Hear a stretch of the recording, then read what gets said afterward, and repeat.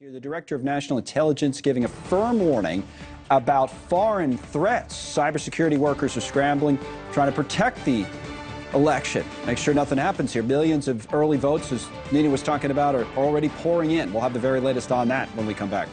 Sharon saved her supply chain from cyber risk and ended the office goat debate.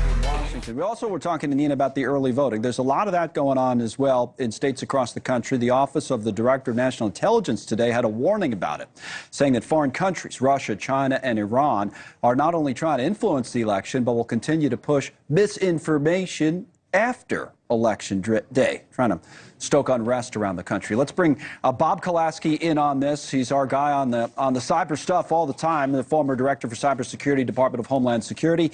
Thank you, Bob. What about this? How important is this? And I was struck a little bit by the after election day part of it. Pay attention afterwards.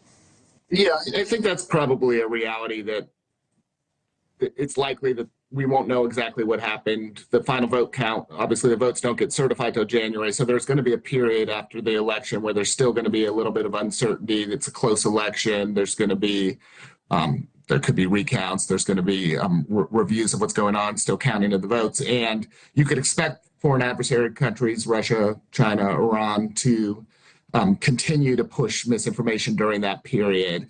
I don't think we heard anything from the Director of National Intelligence in this memo that's new per se. This is a playbook that the government's expected. It's a playbook that certainly Russia and Iran have run in the past, in past elections, and we've seen them continuing. And this is just a reminder that as we get closer to the election period, that adversaries are going to be trying to push misinformation, and that they have their own interests that they're trying to achieve via our elections. Right. Now, I got to ask you what we're doing to prevent it, and that's part of it. But I think it's more interesting to someone watching at home what they should be looking for. Is there advice you would give to just regular consumers, voters, to say, all right, here's what you should be on the lookout for?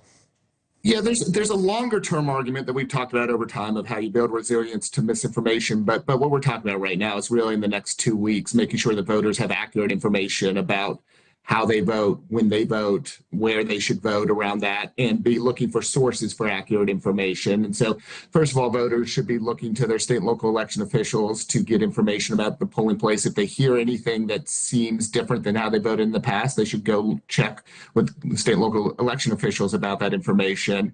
In terms of the broader, are you going to hear lots of disinformation about what's going on in the election? We're living in a time right now with the election one way or the other where there's a lot of crazy things being said and all that. This will just be part of that. But voters in general should be looking for accurate information about the process of voting and looking for officials who they can trust. All right, Bob, as always, thank you very much. Bob Kolasky. We're going to be watching this before and after the election.